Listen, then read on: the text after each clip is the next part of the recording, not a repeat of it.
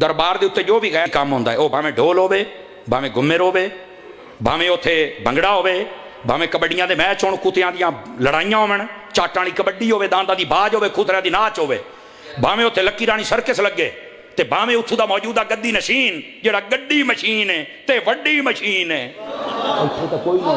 بھاویں وہ اگے ود کے آوے بھی میں تہاڈی صدارت کرے نا کدی کوئی چیز جائز نہیں ہو سکتی اس موقع دے گدی نشین نو بھی چاہیے ہے اگے ود حسینی کردار ادا کر یزیدی کردار ادا نہ کر باہر شیطان والے کام ہوندے پین تو اسیاں تے بیٹھا حیا کر باہر نکل انہاں لوکاں نو روک اے کام حسین دا نہیں یزید دا ہے اور اگر کوئی گدی نشین چپ کر کے بیٹھا ہے وہ سارے کام ہوندے پے نے بہت بڑا مجرم ہے بہت بڑا مجرم ہے اور یہ جائے مجرم دے کدی ہاتھ نہ چومے پھس مصیبت نو جاسیں سائیاں تینوں بھی پھاڑ کے لمحہ پا لینا ہے ادھر آنا یہ تساں فرعون بنایا ہا یہ تے آپ بے عمل ہا شریعت دا باغی ہا عقیدہ دا ٹھیک کوئی نہ اینوں تے نماز تک نہ آوندی وڈے گھر جم پیا تے ساڈے سر تے چڑھ کے نچے کیوں بھائی کون بولے گا 5-7 بندے بولن گے باقیاں دے صاحب بند ہے بڑے گھر جم پیا ساڑھے سیر تے چڑھ کے تو نہ نچ ایتھے آیا تو حضور دا سچا غلام بن کے آ تو سامھی تو ہو نا نکا جیا بال پیر نہ لے صاحب زاد ہے جمدے ہو دی گردنے چ اتفاق دا ایڈا موٹا سریعہ تا تو سا تون دین دے ہو تے مڑو سریعہ تی صاحب زاد رہاں دا سریعہ ایڈا نہ سجدہ کردہ نہ قرآن پڑھدا نہ نماز تو سا ہاتھ چوم چوم کے انہوں بگاڑ دیتا ہے تو سا کہ سمجھے بھی چومیاں شومیاں لائے کے جنتے لگے جا سو ہی نہ دیا میں بیک ساں جدو جا سے میں بیک ساں ہاں انہا بے عملہ تو بہتر ہے رب دا قرآن چوم لائے انہا بے عملہ تو بہتر ہے اپنی سکی ماں دے پیر چوم لائے اپنے پیو دے ہاتھ چوم لائے میں آپ کو صحیح کہہ رہا ہوں انہا بے عملہ نے بیڑا غرق کر کے رکھ دیتا شریعت دا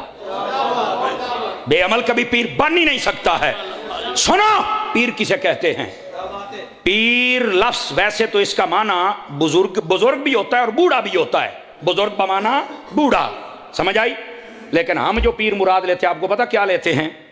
ہم لیتے ہیں مراد جس کی پیروی کی جائے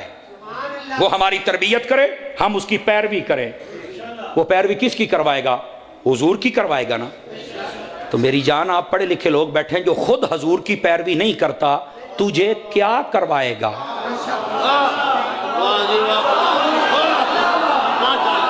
جو خود پیروی نہیں کرتا وہ تجھے کیا کروائے گا آپ مجھے ایمان سے بتا دیں آپ اس کو پیر کیسے بنا سکتے ہیں کمال والی اس کو محفل کا صدر بنا دیا جاتا ہے میں کہا صدر بنا صدر ممنون حسین تنہ بنا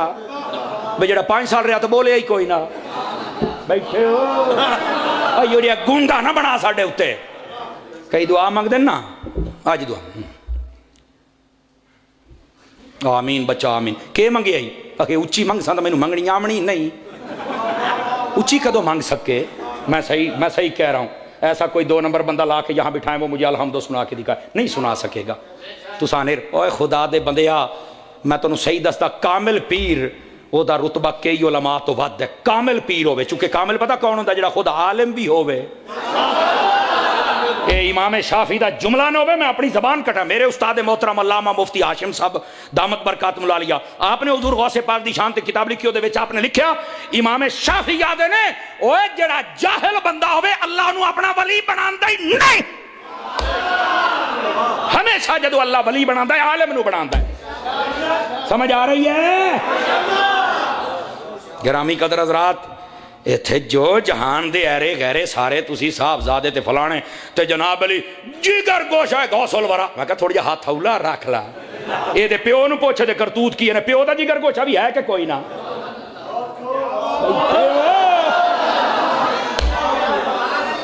زادی کوٹ کر لی تے چھتیریاں نو جپے میرے مسلک دا رڑا چکڑیا اور صدقے جامع توڑے تو ایو دیاں دیا گڑیاں چم دے ہو اے نو جام کے پتہ نہیں ماں نے بھی چٹیا کہ نہیں جنو تو چٹی جاننا ہے نہ چلیے یار تو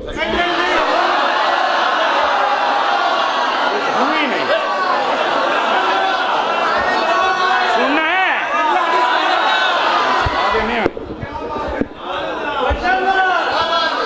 جیندہ بندہ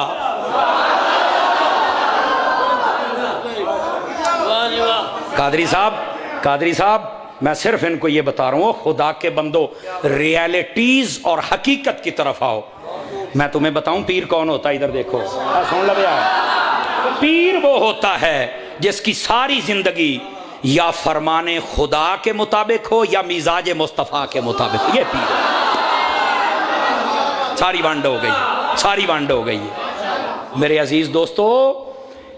اس بات نو تھوڑا جا میں کھول دے ماں، میں ذمہ داری دے نال عرض کر رہا ہوں۔ میرے پیران پیر روشن ضمیر محبوب سبحانی قطب ربانی شیخ عبد القادر جیلانی الحسنی والحسینی، آپ پہلے تہجد دی نماز پڑھ دے ہیں، اس تو بعد آپ فجر دی نماز با جماعت خود پڑھا دے ہیں، اس تو بعد آپ درس قرآن و حدیث دین دے ہیں، اس تو بعد آپ درس نظامی دی کلاس پڑھا دے ہیں، اس تو بعد زور دا ٹائم ہوندا ہے، زور دی جماعت کرا کے آپ فوراً بندیاں نو لے کے بہ جاندے ہیں، آؤ تو قرآن پڑھنا سکھاواں، قراءت سکھا دے ہیں۔ اس تو بعد عصر ہوندی آئی، عصر تو بعد غوث اعظم آمن والے ہر بندے دی گل سن کے او دے جو پیغام یا دعا او پورا کر دے ہیں۔ مغرب تا عشاء اپنے گھر دے وچ گھر دیاں نو ٹائم دے کے سارے معاملات سیٹ کر کے عشاء دی نماز وضو کریندے آن نا تے وقت فجر اسے دے نال پڑھ دے۔